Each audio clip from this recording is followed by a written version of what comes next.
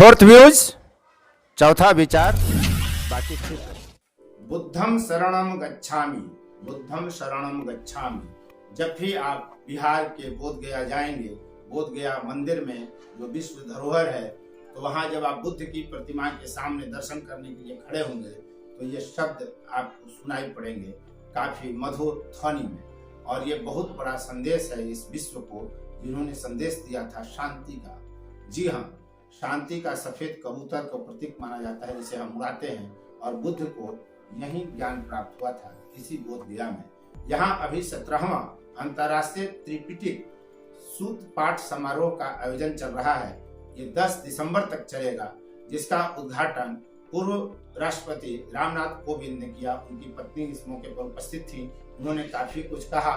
हम इस वीडियो में आपको बतलाएंगे कि त्रिपिटक का अर्थ क्या है, काल चक्र पूजा इसे क्यों कहा जाता है, और क्या महामहिम पूर्व राष्ट्रपति ने कही बात। हम सब कुछ इस वीडियो में आपको दिखलाएंगे। आप देख रहे हैं फोर्थ व्यू और मैं उपेंद्र कश्यप। यदि अब तक आपने इस चैनल को सब्सक्राइब नहीं किया है तो चैनल को सब्सक्राइब कर लें, शेयर लाइक कमेंट जरूर करें, और हाँ, बेल आइकन दबाएं ताकि आपकी पसंद का वीडियो सबसे पहले आप तक पहुंचे। हम सब कुछ इस वीडियो में बतलाएंगे।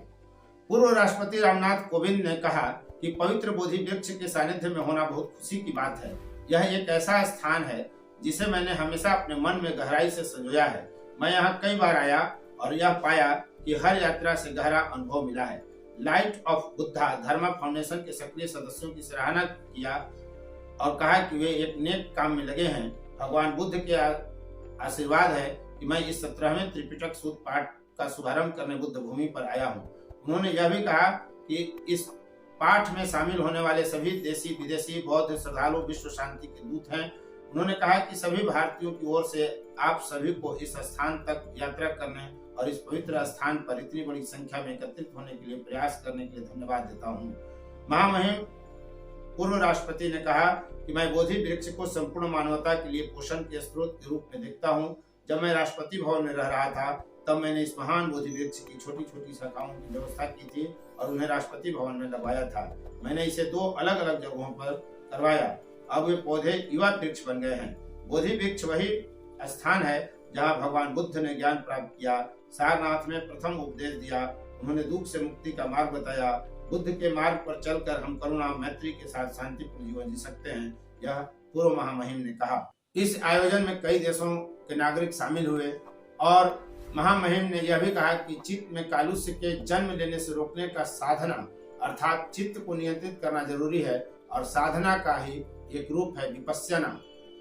जो चीज जैसी है उसे उसके सही रूप में देखना, हम इससे सीखते हैं।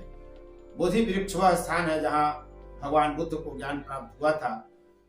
हमें पता है बोधि वृक्ष की छोटी छोटी टहनियों को राष्ट्रपति भवन में जब महामहिम थे, जब वे राष्ट्रपति थे रामनाथ कोविंद, तो उन्होंने वहां लगवाया था। तो इस अवसर पर हमने आपको एक पूरी रिपोर्ट दिखलाया। हम जानते हैं वहां के ऑल इंडिया रेडियो के पत्रकार और फिल्म एंड डॉक्यूमेंट्री निर्माता धर्मवीर भारती से कि त्रिपिटक किसे कहते हैं। वैसे हम बता दें कि काल चक्र पूजा इसे इसीलिए कहा जाता है कि यह काल चक्र मैदान में होता है। तो अब आप सुनिए कि डॉक्टर धर्मवीर भारती, जो स्थानीय पत्रकार हैं ऑल इंडिया रेडियो के प्रसार भारती के और फिल्म डॉक्यूमेंट्री बनाते हैं, वे हमें क्या बतलाते हैं कि त्रिपिटक इसे क्यों कहा जाता है, त्रिपिटक क्या है।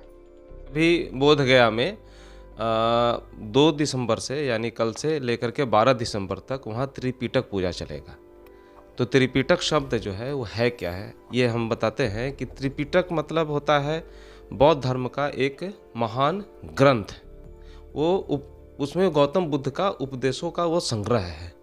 जिस तरह से हिंदू धर्म में वेद है, इस्लाम में कुरान है वगैरह वगैरह, उसी तरह से ये त्रिपिटक है। और त्रिपिटक इसको नाम क्यों पड़ा, तो खास करके क्या हुआ कि जब गौतम बुद्ध ने जो भी उपदेश दिया वो सारे उपदेश उन्होंने मौखिक दिया। तो उनके गौतम बुद्ध के उनके मृत्यु के पश्चात लोगों ने, जो उनके खास शिष्य थे, उन्होंने सोचा कि इनका जो भी उपदेश है वो लिखित रूप से तो है नहीं कहीं, तो उसे कलमबद्ध किया जाए। तो सभी शिष्यों ने मिल करके उसे कलमबद्ध किया। उसमें सबसे महत्वपूर्ण भूमिका जो है वो उनके शिष्य आनंद की रही। और इसको लिखा गया सिंघली में, जिसे हम लोग श्रीलंका कहते हैं वर्तमान में।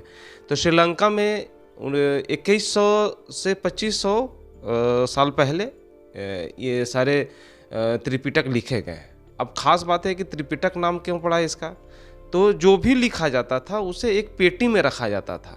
ये भोजपत्र पे लिखें या ताड़पत्र पे लिखें या कोई भी माध्यम पे लिखें, लिखने के बाद उसे संग्रह करने के लिए पेटी में रखा जाता था। और वो 3 पेटियां तैयार हुई और तीनों पेटियों का अलग अलग नाम दिया गया, विनय पिटक, सुत्त पिटक और अविधम पिटक। और पेटी के कारण ही इसका नाम त्रिपिटक कहलाया। अंग्रेजी में इसको जो कहा जाता है पाली कैनन भी कहा जाता है, इसका त्रिपिटक को पाली कैनन भी कहा जाता है। तो इस तरह से जैसे हम लोग कथा कहानी कहलवाते हैं, या होता है ना कि हम भागवत कथा कहलवाएंगे या गरुड़ पुराण होता है मृत्यु के पश्चात, उसी तरह से यहाँ उसी तरह से उनके जो उपदेश हैं, जो लिखे गए उपदेश हैं, वो सारे श्रद्धालु अनुयायी आते हैं।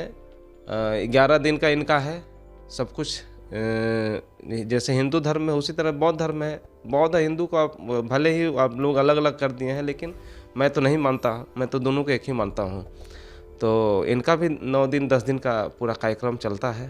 तो यही है त्रिपिटक पूजा। वो मतलब उनके जो उपदेश हैं गौतम बुद्ध के, उसको लोग सुनेंगे और सुनने के बाद उसे चिंतन मनन करेंगे। एक से एक विद्वान आकर के उनके बातों को आज के समय से कैसे प्रासंगिक है उनके उपदेश, वो सारे उसमें बखान करते हैं, व्याख्या करते हैं। तो यही है त्रिपिटक पूजा। धन्यवाद। I convey my appreciation to all the active members of Light of Buddha Dharma Foundation International, India. You are engaged in a noble cause. Greatly appreciative of all the efforts that Mrs. Bangmo Dixie, Mr. Richard, and the members of Light of Buddha Dharma Foundation International have made in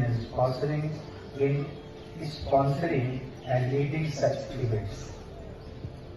I still remember she had met me along with her husband when I was in Rashtrapati Bhavan.